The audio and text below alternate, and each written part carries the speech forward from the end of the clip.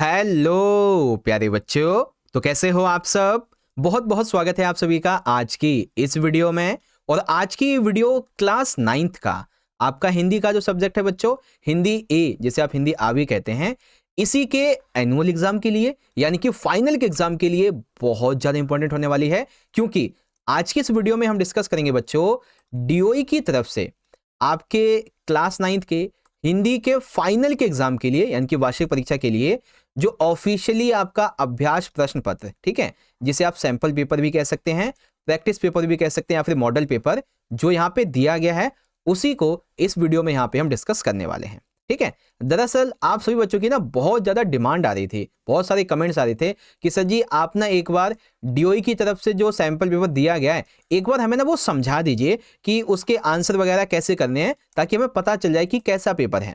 ठीक है, और हाँ बच्चों, पता है आपको इस वीडियो से कितने फायदे होंगे। सुनो, सबसे पहले पहले तो आपको ये पता चल जाएगा कि आपका जो ये सैंपल पेपर है आपका, ठीक है ना, इस सैंपल पेपर के अंदर जो खंड का है आपठित बोध वाला, इसमें आपठित गद्यांश और पद्यांश कैसे आते हैं। खंड खा के अंदर उपसर्ग, प्रत्यय, समास, अर्थ की दृष्टि से वाक्यवेद, अलंकार, इन सभी के जो क्वेश्चंस हैं वो किस किस टाइप के पूछे जाते हैं, आसान होते हैं, कठिन होते हैं, कैसे आते हैं, ये भी पता चलेगा।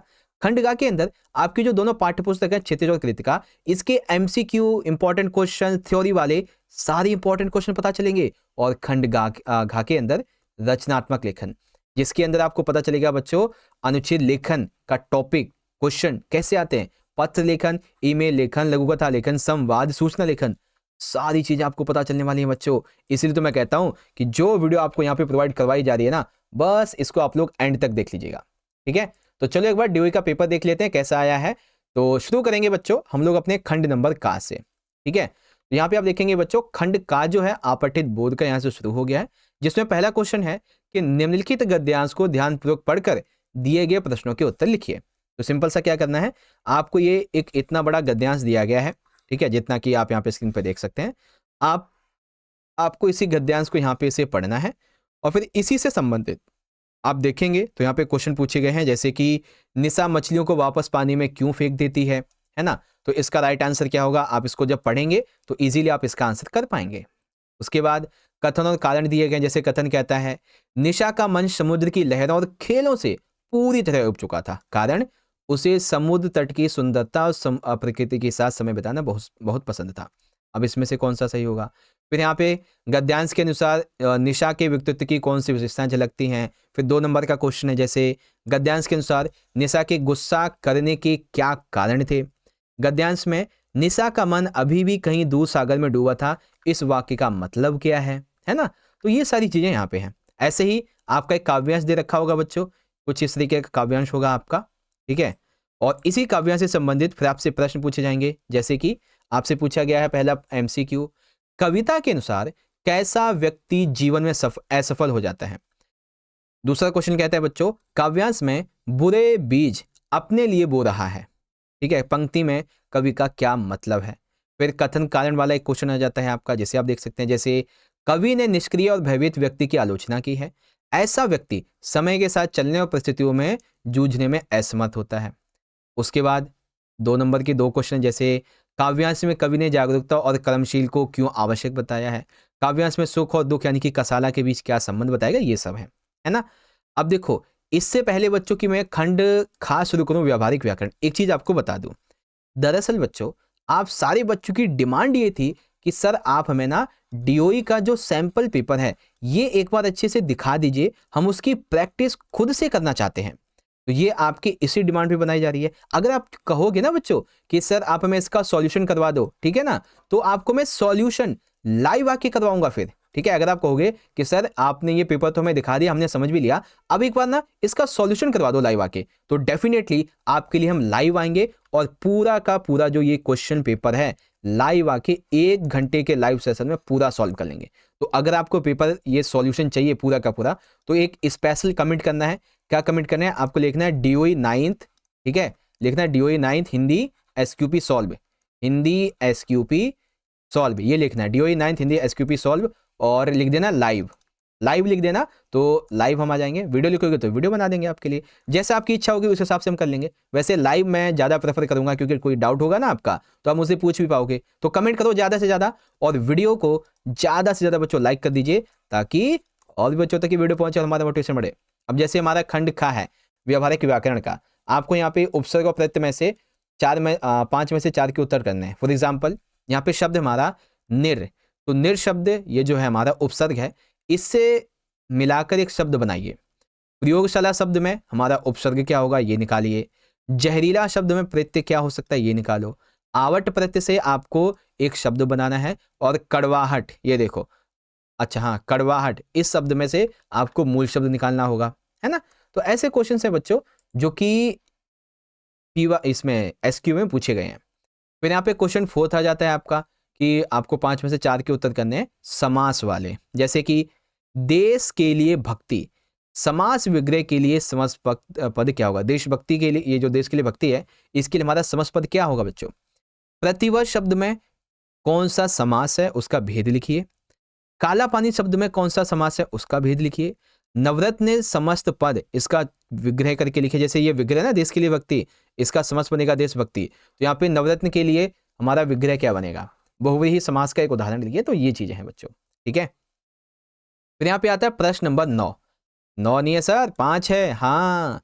अर्थ की दृष्टि से वाक्य भेद किन्हीं 4 को करना है, जैसे शायद तुमने ठोकर मारकर जूता फाड़ लिया, तो इसका आपको प्रश्न को किस में बदलना है, प्रश्न वाक्य में बदलना है। इसे कलिर फोड़ का रास्ता खुला नहीं था, विधानवाचक वाक्य में से बदलिए।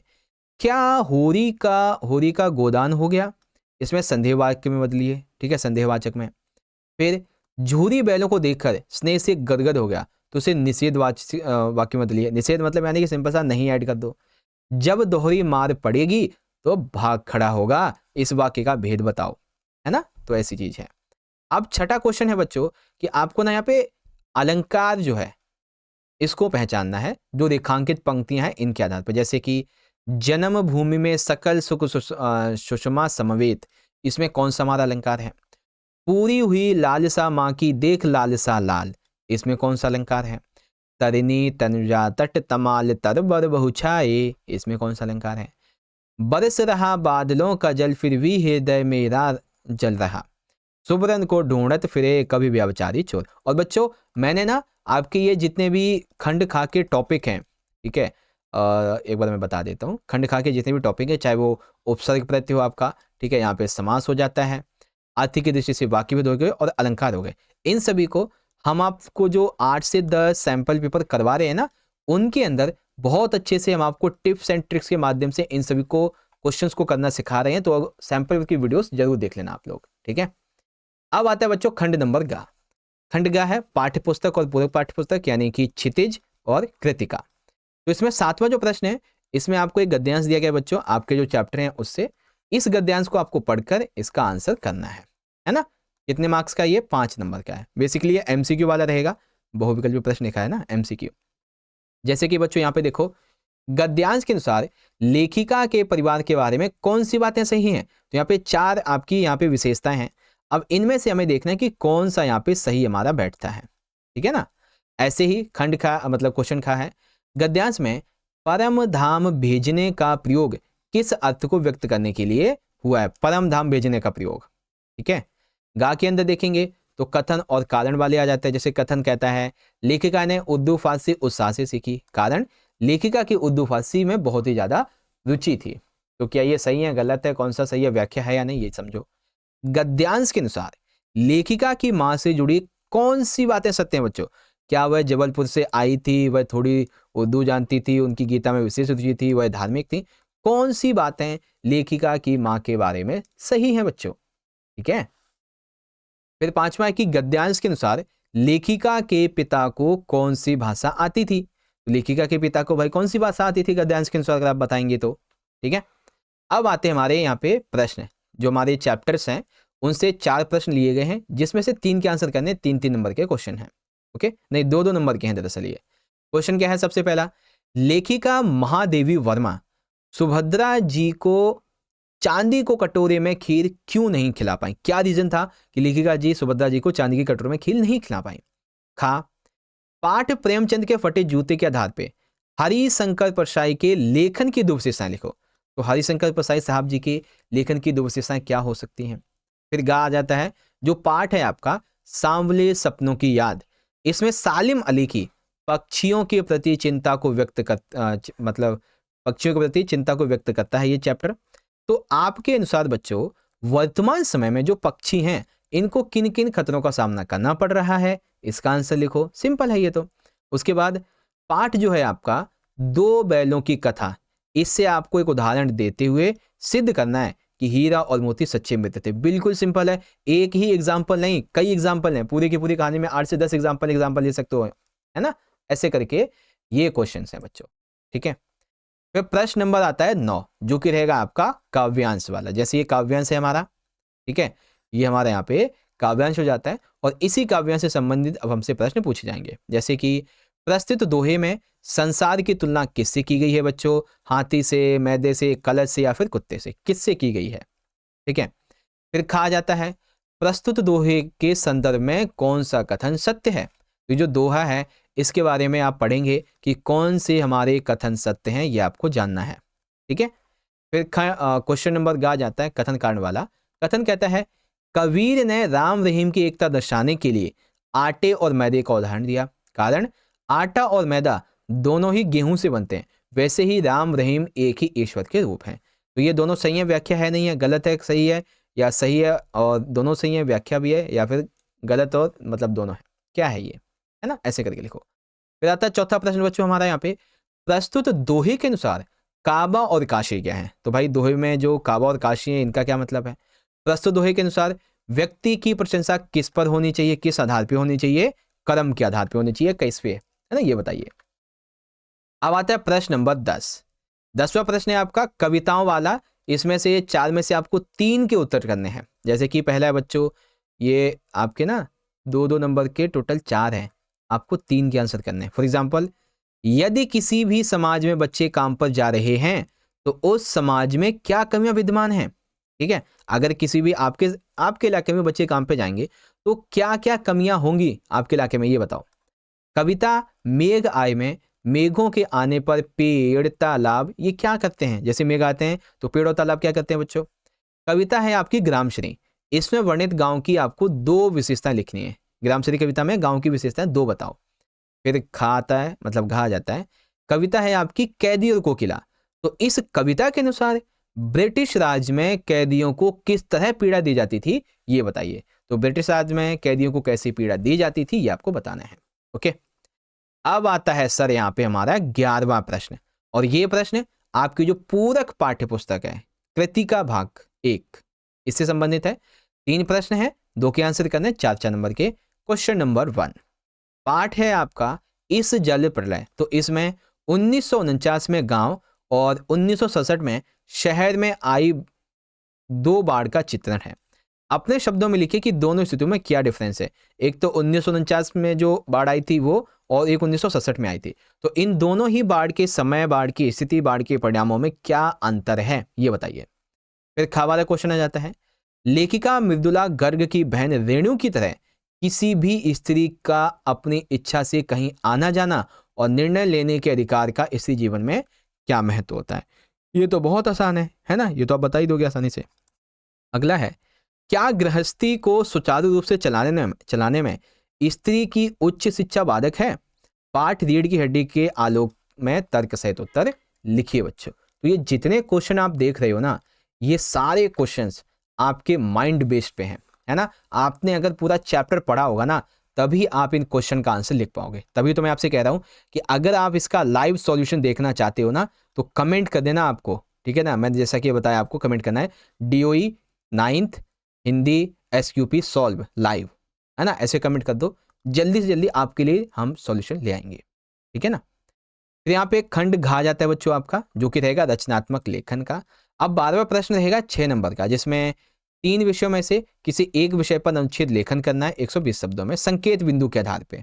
जैसे माँ त्याग और स्नेह की मूर्ति, तो जीवन की पहली गुरु होती है माँ, प्रेम और सुरक्षा का प्रतीक होती है माँ, माँ के प्रति हमारे कर्तव्य को बताओ, ये सब है। सोशल मीडिया वरदान या अभिशाप, तो जागरूकता फैलाना, समय की बर्बादी, विवेकपूर्ण उपयोग, ये सब इसमें बताओ। फिर आ जाता है बच्चों पर्यावरण संरक्षण और हमारी जिम्मेदारी। तो प्रदूषण, पर्यावरण संरक्षण, सरकार और नागरिकों की भूमिका क्या है, इसके क्या होनी चाहिए वो बताइए, सब लिखा है ना। अब आता है प्रश्न नंबर 13 और 14, ध्यान से सुनो।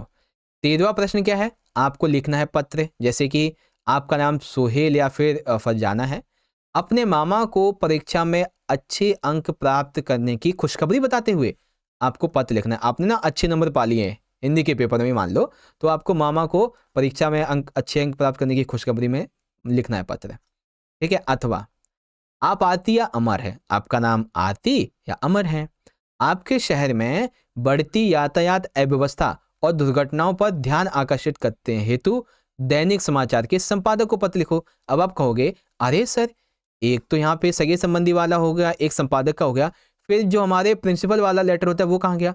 तो पेपर में 3 टाइप के लेटर से आ सकते हैं। एक तो इस तरीके से रहेगा आपका सगे संबंधी वाला, एक संपादक वाला रह सकता है, और एक आपका प्रिंसिपल वाला रह सकता है, ठीक है ना। तो 3 लेटर में से कोई भी 2 टॉपिक आ जाएंगे आपके। ओके, प्रश्न नंबर है 14, आपका नाम हरमन या गुरप्रीत है, अपने क्षेत्र में कचरा उठाने की अनियमितता की शिकायत करते हुए नगर निगम अधिकारी को लगभग 100 शब्दों में ईमेल लिखो। कैसा ईमेल लिखना है भाई आपको, आपके एरिया में ना जो कचरा वो ढंग से उठाया नहीं जाता है, तो उसी की आपको कंप्लेंट करते हुए ईमेल लिखना है।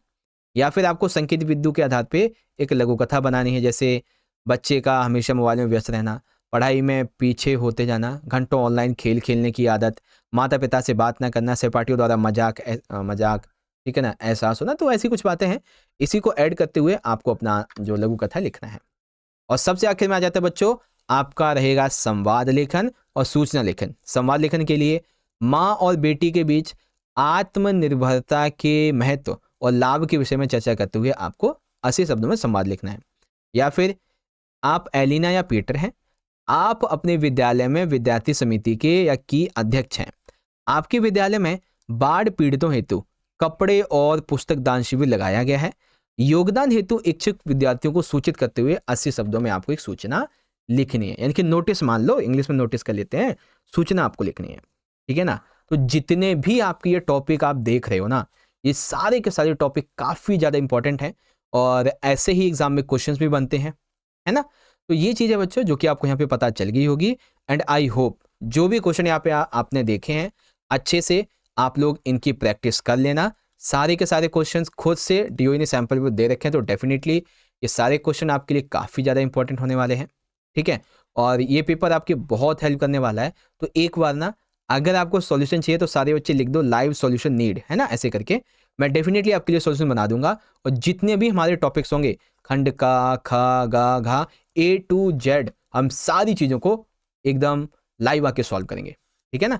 तो बस बच्चों आज के इस वीडियो के लिए इतना ही। अब आपको ये वीडियो अच्छी लगी है तो इस वीडियो को एक प्यारा सा लाइक जरूर कर दीजिएगा, अपने दोस्तों में ज़्यादा से ज़्यादा शेयर कर देना ताकि वो भी ज्वाइन हो जाए इस वीडियो में और देख सकें, तैयारी कर सकें। बाकी सॉल्यूशन के लिए कमेंट कर देना, हम लाइव आके इस पेपर का सॉल्यूशन कर लेंगे। ओके बच्चों, तो चलिए मिलते हैं आपसे अगली वीडियो में, तब तक के लिए पढ़ते रहिए, ख्याल रखिए अपना, बहुत बहुत धन्यवाद। जय हिंद, जय भारत, वंदे मातरम।